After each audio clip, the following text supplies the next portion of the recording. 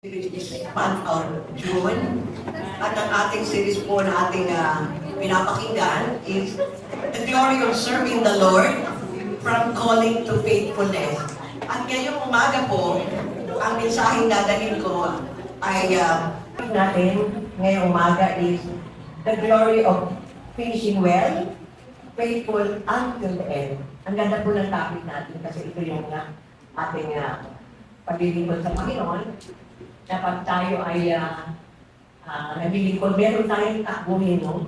So sa ating pagtakbo ay sisiguraduhin natin na tayo ay hindi na puputol, no? And then, up to the end of our life, sasabihin natin sa Panginoon, siyang ganda na po, Panginoon. Naging faithful tayo until the end of our lives. Okay, ang verses po na dito po tayo tututok sa verses na ito. In 2 Timothy chapter 4, verses 7 and 8, sabi dito, I have fought the good fight, I have finished the race, I have kept the faith.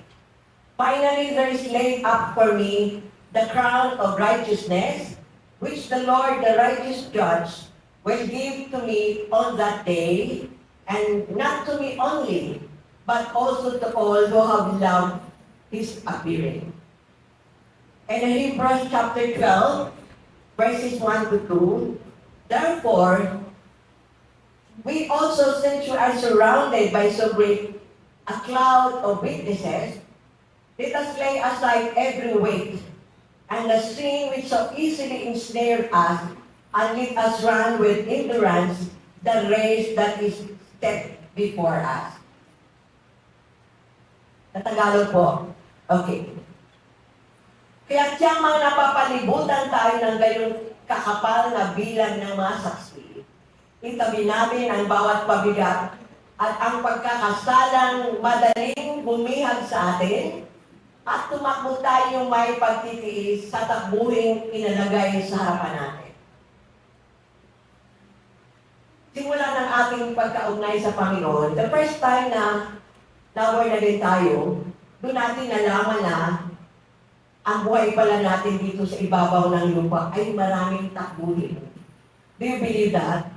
Inihanda tayo ng Diyos sa maraming pagsasanay upang sa simula ng ating lakbayin, hindi tayo mahina.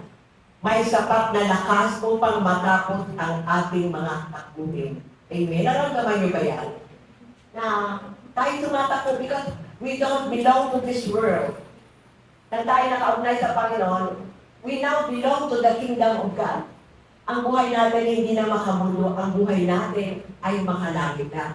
So everything about the kingdom of God, all those things with eternal values, ayun ang focus natin. No?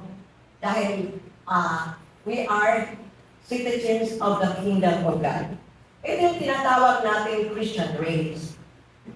Ang mga tumatakbo, o si Ate Rick, wala dito, tumatakbo. O si John. Kami minsan, nag-meet kami ni John doon. Sabi niya, Pastora, ilang kilometro na? 6 kilometro.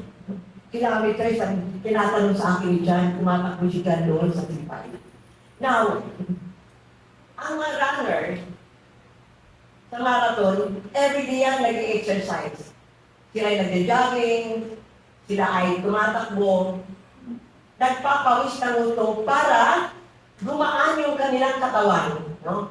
So, pagtakbo nila ay nagiging light. No? Mabilis ang takbo nila para makita kaagad nila yung finishing lane, di ba? So, hanggang nakita na isang tumatakbo ay may dalang backpack sa likod, andun mga extra clothes, andun yung tubig, andun yung extra shoes, meron pang pagkain, ay hindi mo makita sila, itatabi muna niya, or else, pabigat yun sa kanilang takbuhin. O hindi sila mananalo. No? So, laging ang mga damit niya, very light, nakatandi lang, iba naka-short.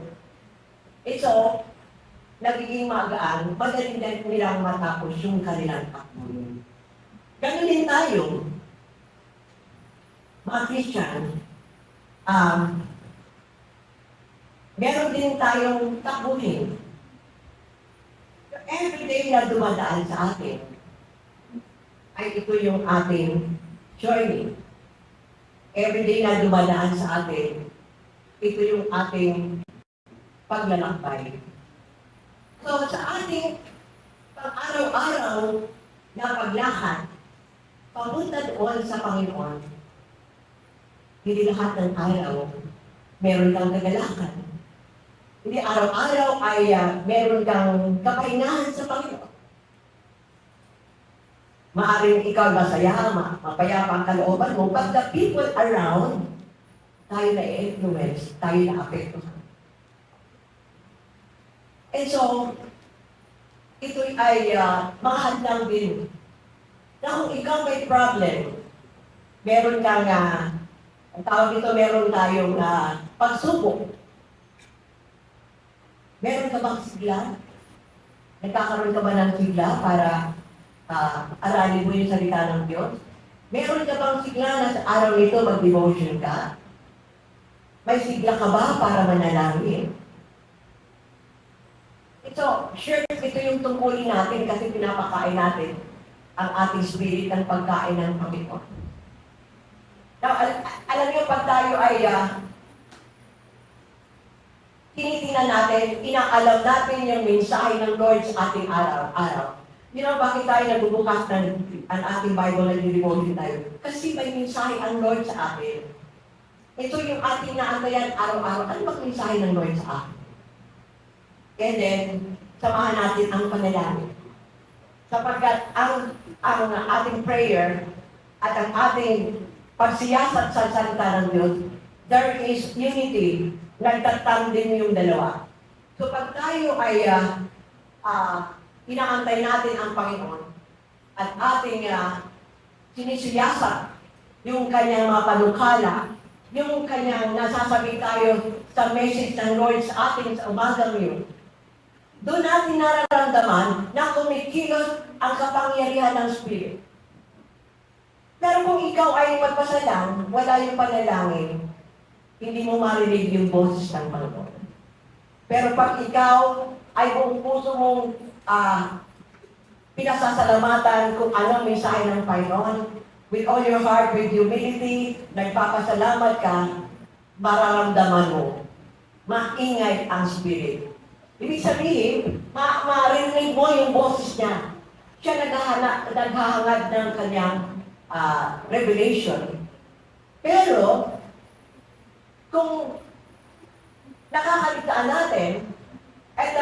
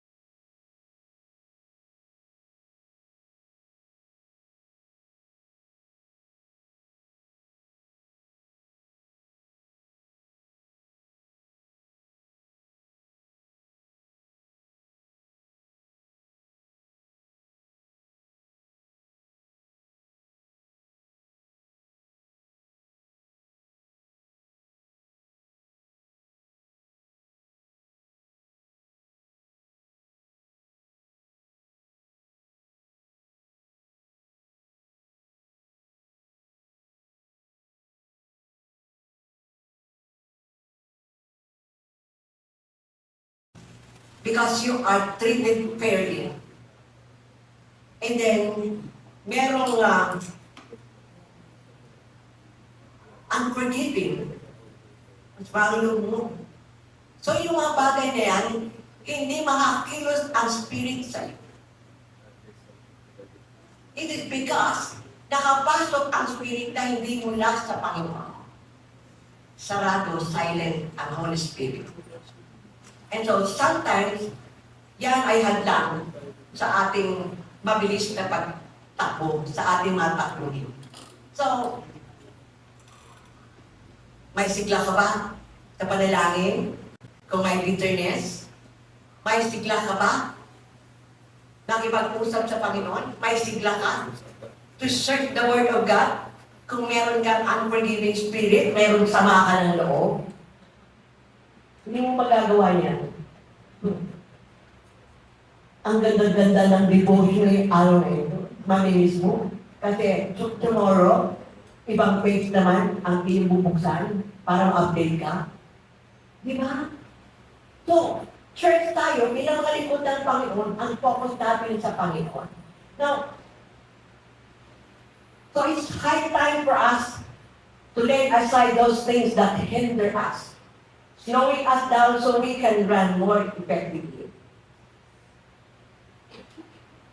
Kung may mga dapat na isabi dahil pabigat, tatakbuhin. Meron din mga spirit mula sa Diyos na dapat makita sa atin. That the grace of God ay mag-reflect sa ating buhay. Makita sa atin, meron kang pagtitiis or endurance. Kung walang pagtitiis, kung walang pagbabayad ng mataas na presyo, kung walang pagpapasa ng cross, kung walang pagtatalikod sa mga naisin ng ating laman, hindi ka makakasunod sa kalooban ng Diyos at hindi ka mapapanatili sa kanyang presensya. Now, sabi sa Matthew chapter 7:21, not everyone who calls me Lord, Lord, shall enter the kingdom of heaven, but he who does the will of the Father in heaven. Tagalog, hindi sapat ang pagtawag sa Panginoon, kundi dapat isabuhay ang kalooban ng Diyos upang tunay na makapanalig sa Kanya. Many of us, kinukumit natin ang ating sarili sa pagiging lingkod sa Panginoon, but we cannot keep our commitment. Hindi na natin matapos yung ating commitment sa Panginoon.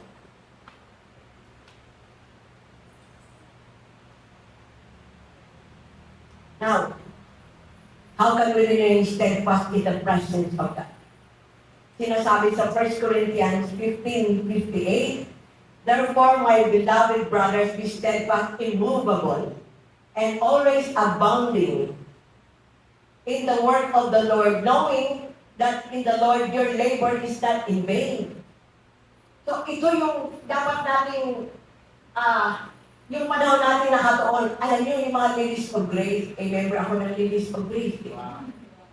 Kaya, wala kami Bible study ngayon. Pero nung nag-Bible study kami, 2 beses kami mag-Bible study sa isang linggo. Grabe yung mga kananayan, nakita ko. Sila ang sila ang pinatuturo mo. Isa ang magsusongli, isa ang mag-opening prayer, isa ang mag-mensahe, isa ang mag-closing prayer. Ay grabe, pag daan ng maraming mga buwan, taon, ay grabe, ang laki ng pinagbago ni Wayne. Marunod na magtulong si Wayne. Maging si Sister Brenda. Ay kung na namin patutulak ko. Marami mga complainant. Ang aming complain. Ay ang aming mga husband. Maraming reklamo mga nanay. Pero pagtagal ng maraming buwan, nawala na, tahimik. Ang saya-saya. Wala na. O ikaw ang opening prayer. O sige. Ikaw ang word of God na ito. O sige. Asa si Sister Delia, hindi si Sister Pop. Sister Delia, ay magaling na yan mag-mensahe. So dapat ano na ginagawa natin. Nakapokus tayo sa gawain ng Panginoon. Dahil yung mga panahon natin na-spend doon is not in vain. Nangako ng Panginoon.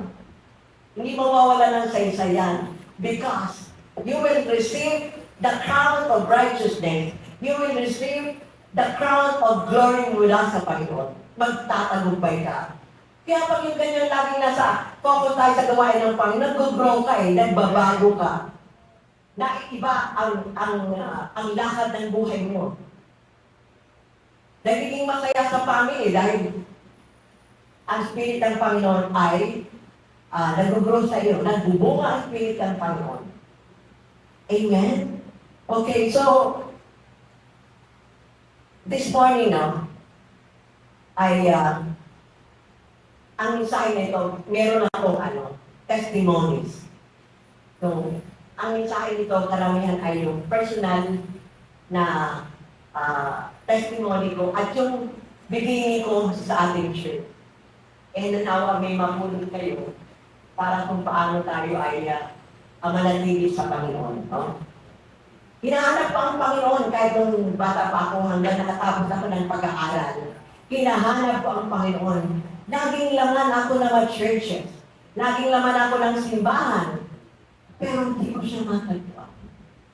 Hindi ko siya maramdaman, hindi ko maramdaman. And I question myself, talaga bang nag-exist si Jesus? Kasi every year there is celebration ng crucifixion and resurrection ni Jesus. Hindi ko siya matagpuan. Pero one time that I was invited, doon ko natagpuan ang Panginoon. Hinahanap ko ang Diyos. Katulad natin, nung wala pa hindi natin na-encounter pa, hindi natin kilala ang Panginoon.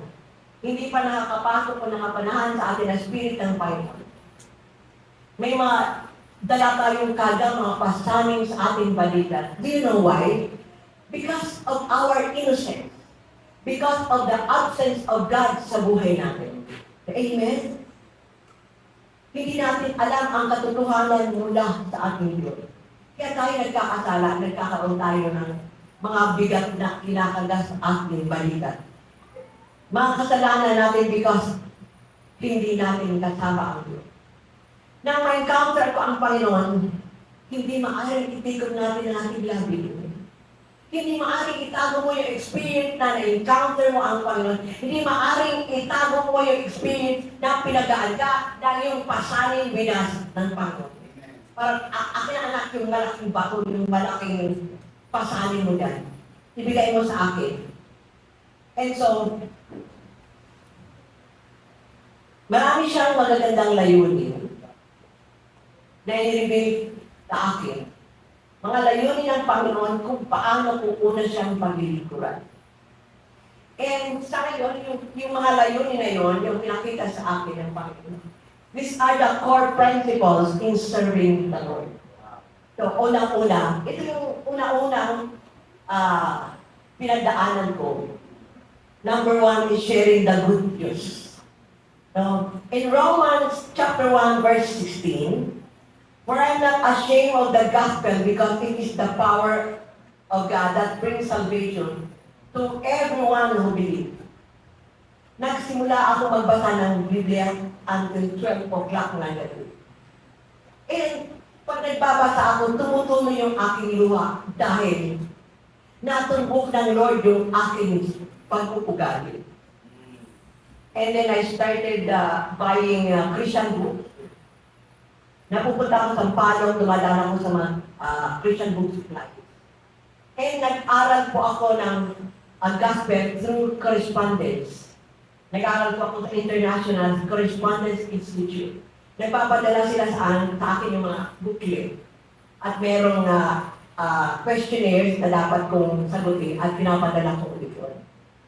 Ganun ang nangyari at natuto ako noon. And then, kami po magkapatid ay 8, no? And then, sa 8 magkapatid, 5 ang nakakilala sa Panginoon. Hindi man kataas, ganun kaganda ang takbo na aming buhay.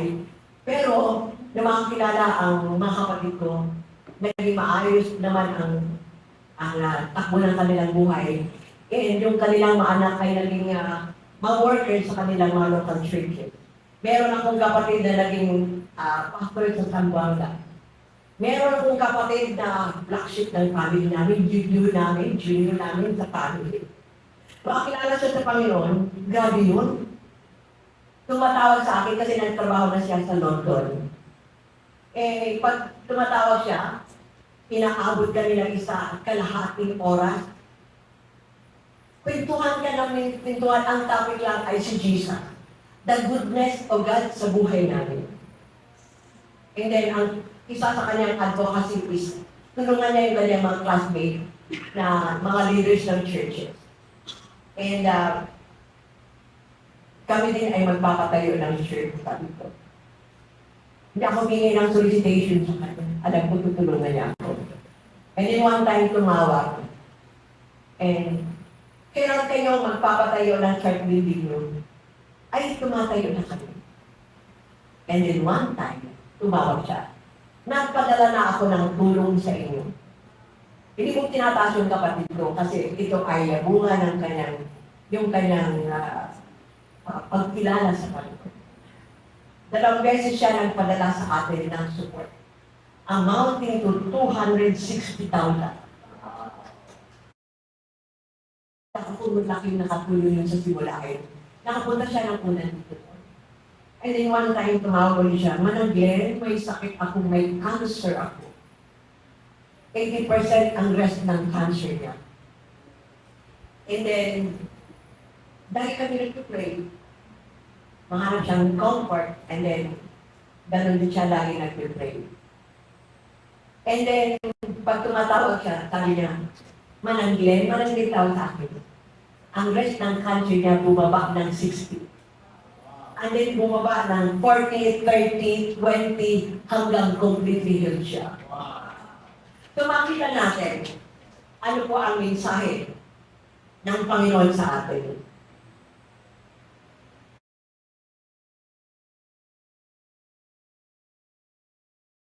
Ang ating mga difficult situation, if we do not give up, we will receive the crown of glory mula sa Panginoon. Sa ating mga sakit at karamdaman, pag nagsusumango tayo sa ating panalangin, the word in Psalm 107:19-21, then they cried to the Lord in their trouble, and He saved them from their distress. He sent out His word and healed them. He rescued them from the grave. Nothing is impossible with God. So, and then in Jeremiah chapter 30, verse 17, for I will restore health to you, and I will heal your wounds, declares the Lord. Hindi nasasayang ang paglilingkod natin sa Panginoon.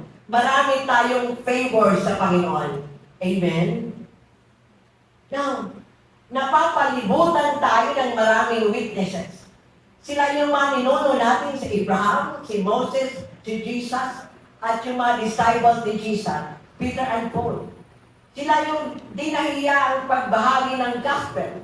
Itinatayan ang kanilang buhay, labas-pasok sa kulungan, batuhin man, tuloy ang laban, tuloy ang paglilingkod. Sila yung halimbawa natin na dapat tularan sa pagtitiis, sa pagpapatawad at pagmamahal sa kaluluwa.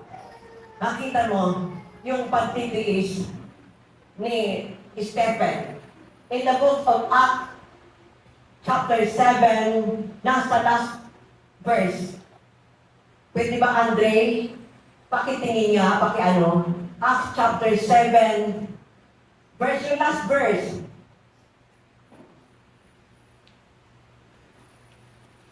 Then he knelt down and cried out with a loud voice, Lord, do not strike them with this sin. And when he had said this, he fell asleep.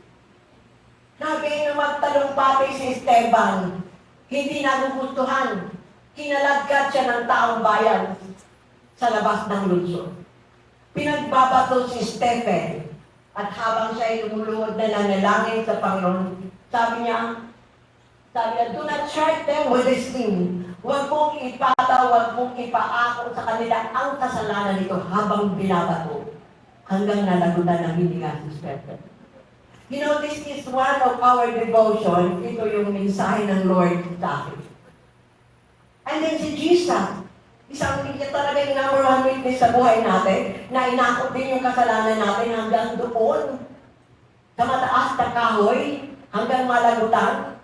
Dami nga sa Lord, Panginoon, alisin mo ang saro ng paghihirap. Not my will, but your will done. Nung pinagbigyan siya ng Panginoon, hindi tayo naligtas. So makita natin yung kanilang pagtitiis of forgiving our sins. Tingnan natin, sino tayo para hindi magpatawad? Kunting bagay lang, natouch ang puso mo, hindi ka magpatawad, hindi ko siya babatiin, hindi ko siya papansinin. Parang perfect ka, para tayo santo at santa, na hindi nagkakasala. So makita natin, sila yung mga soldiers ng Lord. They fought the good fight, finished the race, and keep the faith. Kung nagawa nila, magagawa din natin. Amen.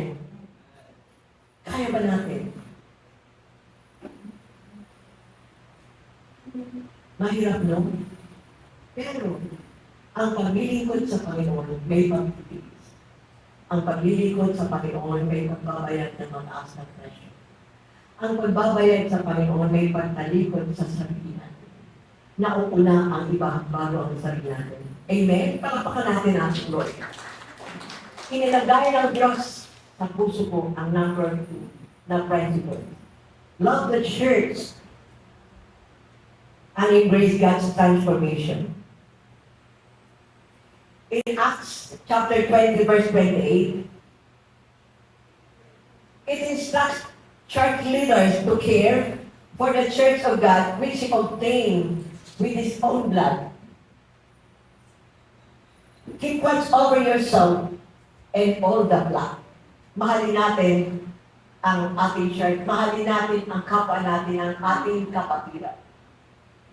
Huwag tayo maging dahilan ng kanilang kapitusulan at mapalayo sa Panginoon. Now, I'll continue my testimony. Although I thought na ang paglilingkod ko sa Panginoon, siyempre, mag-share na lang ako ng testimonies kung paano ko na-encounter ang Panginoon. Okay, pupunta ako sa church, makikinig ako ng mensahe sa mga preacher. Magbibigay ako ng tithe and offering. Alam niyo, excited ako nung makilala ang Panginoon. Kakaiba ako, excited ako magbigay ng tithes ko.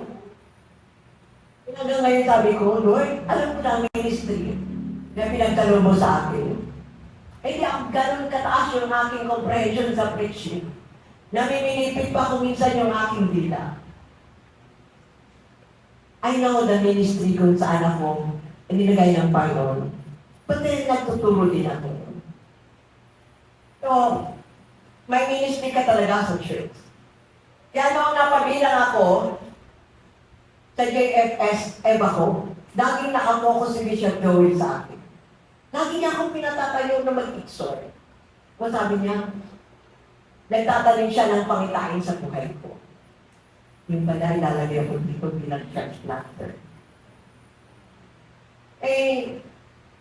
Nagpa-Bible study na ako dito. Ayan no, yan ang evidence na dito ako nagpa-Bible study doon. Yan, manggal yan. Marami diyang maliit na kwak.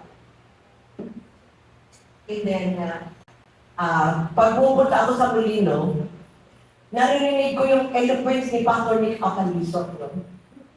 And yung anointing ni Pastor Noel Saliba, sila yung mga una may mga churches na sila. Yung pwersa ng boses ni Pastor Caston, at pag tumaas ang kamay ni Bishop Joel para mag-baptize ng Holy Spirit, sabi ko, parang gusto kong mag-give up talaga. Parang hindi para sa akin. Pero mahal ko ang Panginoon mahal kong gawain ang review. So, magpapatuloy ako, sabi ko sa sarili ko. Kung ano ang naabot nila, maaabot ko rin. Nagpatuloy ang gawain dito. Dumadalaw si Bishop Joel para mag-mentor sa akin. And then siya sabi sa akin, pag-train ka ng maraming leader para meron kasama ka, para hindi ka mahirapan sa iyong gawain. And naramdaman ko rin noon na kumikilos ang Spirit ng Lord sa ministry ko. At that time noon, kapag pumupunta si Bishop Joel, ay tinuturuan ako, pati pagtaas ng kamay ko, itinataas ko kamay, hinawakan ni Bishop Joel, parang mayroong kuryenteng tumakbo dito sa kamay ko. Hindi naman siya hindi naman sakit, basta biglang na tumakbo lang. Ay, kaya na-realize ko. Kung talagang mga leaders, mga overseer ito, nag-ano din sila, nag-tawag dito, na nag-upload din yung kanilang spirit sa atin. No? So, kaya kahit anong panahon na hindi maganda na nangyari sa ministries, hindi ko kayo hinahayaan. Ayaw kong hayaan ang ministry natin ay siraan mo na dahil si Bishop Joel. Maraming lumayo kay Bishop Church. Magpapatuloy tayo, igalan natin ang overseer. Because kung mayroong pagkakamali siya, ibang mga leaders natin, igalang pa rin natin sila. May sagot sila, may sagutin sa Panginoon. Tayo lang sagutin dahil sila ay ginalang natin. Amen? So nakikita, kumikilos din ang spirit ng Panginoon. Yan mga tayo, meron kami prayer and fasting dito. Tinawag ako, si Maricar, sumasakit yung katawan na nililipit sa sakit ang kanyang tiyan. Pinuntahan ko, bumabaliktad si Maricar, pinagpapawisan, masakit yung tiyan. Sabi ko, gabayahin ko lang kung anong ginagawa ni Bishop Joel. Pinahatod ko yung kamay sa tiyan niya. Sabi ko, espiritu na nagpapahirap sa katawan ni Maricar, umalis ka. Ay, hindi ako pinakita. Balikwas ng balikwas si Maricar. Kapag hindi ka umalis, itutusok ko ang tabak na ito. In the name of Jesus, umalis ka. Bigla na patuloy si Maricar. Alam niyo po, explain si Maricar. Hello? Pwede ba? Nalay po na dito, dalhin mo ang L300, may dadalhin tayo sa Olivares Hospital. Parang inosente pa ako, hindi ko alam yan. Ay, dinala namin si Maricar sa Olivares Hospital. Pagdating doon, wala naman siya sa pala. Yung pala ay pagkilos ng Holy Spirit talaga. No? So, maraming beses yan, parang sabi ko, nagkataon lang yun. Malayan, kapag ikaw pala ay pinili ng Panginoon, kung anong authority niya ibibigay sa iyo. Dahil meron tayong identity sa Panginoon. Lingkod tayo ng Panginoon at binibigyan tayo ng karapatan na magpagaling, magpatong, mag-pray tayo at sila ay gagaan ang kanilang kalooban. No? Okay. Now, isang bagay sa principle na natutunan ko sa Panginoon, build a healthy ministry team. So, napapatuloy ang gawain dito.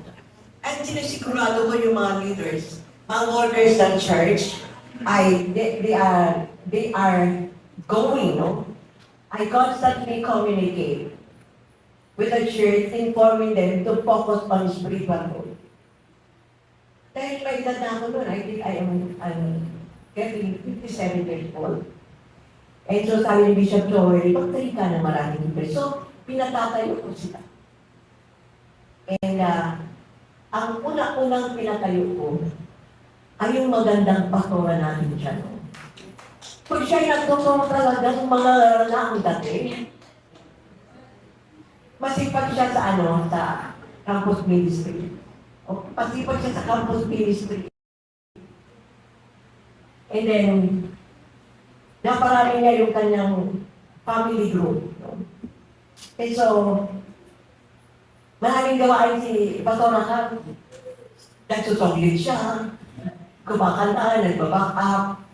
Marami, lahat sila, dito pa si Pastora Yeng. And then, I don't think so kung, may guest tayo ngayon, nasa multimedia ngayon. Ayan po. Pinaanak po. Yan malayo dahil tayo. Pero, lagi siyang dumadalaw dito sa atin. And, andun pa rin yung aming magandang relasyon. Yung bunsong anak ni Sister Brenda. Kaya pakilala ko si Miss J. Miss J, tumayo ka nga. O, si Miss J, gwapo-gwapo ni Miss J. kayo yan dito. Okay. And then, pinapadala ko sila sa Evacon. Nag-i-exod doon. Dito nakita ng Evacon kung paano ang pagkilos ng mga kabataan dito.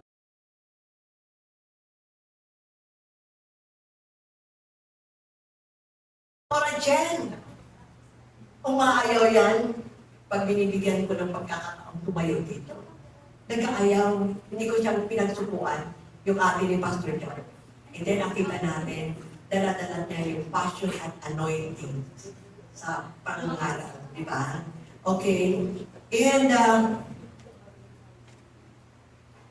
si Pastor Jack, lagi.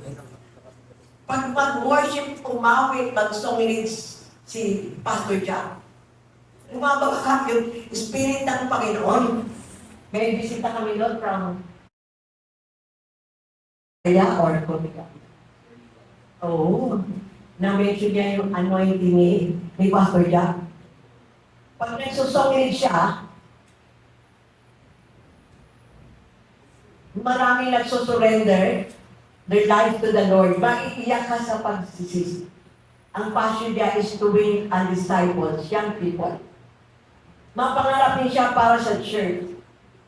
Yung narinig natin yung testimony niya noon, ay galing siya sa Mindanao, and anointing yung kanilang pastor. E sabi niya, na-mention niya, kay Bishop Joy, hindi siya masyadong believe. Di ba, Pastor Jack? Ay lalo na sa akin, wala akong anointing. Si Bishop Joy, may anointing. Ako pa, na kanyang senior pastor dito. Pero sa awa ng Diyos, hindi naman siya nagreklamo, hindi naman siya nag-liberty sa akin. Hindi naman siya nag-intend na umalis. Tinulungan ako kasi sabi ko sa kanya noon. Dahil nag-change yung time nilang trabaho. Halika, doon ka lang sa Gatchigan. Tulungan mo ako. Tulungan mo ako sa gawain ng pagko. Hindi alam niyo hanggang ngayon, pag galing yan sa conference, pagpapadala ng message sa akin na, nagpapasalamat na ako'y naging pastor niya. Diba, naiiyak ako. Sana lahat ng mga disciples ay gano'n, no? Nakakasarap daming sa puso mo na yung mga likod mo ay ino-honor yung kanilang mga leaders. Amen? Now, maraming na-raise ang shirt na gospel teacher. Marami ding challenges na napagdaanan sa ministry. Yakin pa nun ako eh. Pag may magpaalam na aalis, dinidibig ko, umiiyak talaga ako. Pag may sinasaway ako, normal lang naman nito, ikaw ay parang maramdaman mo sinasaksak ka sa likod mo. Ngayon, matibay na ako. Hindi na ako mapapaiyak.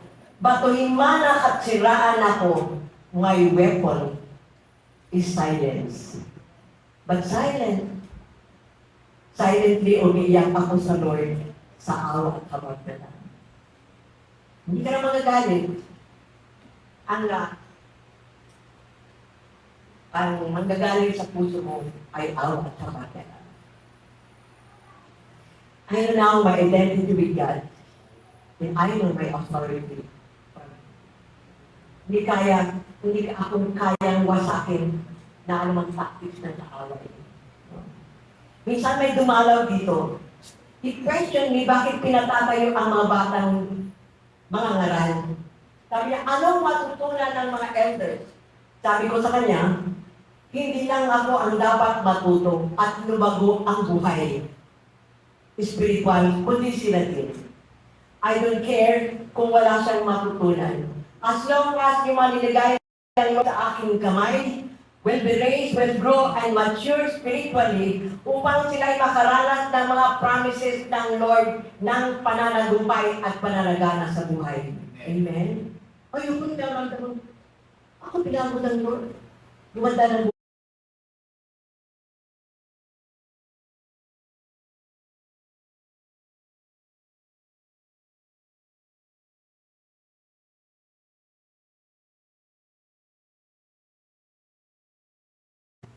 Alam mo na ako yung dumalaw sa Singapore.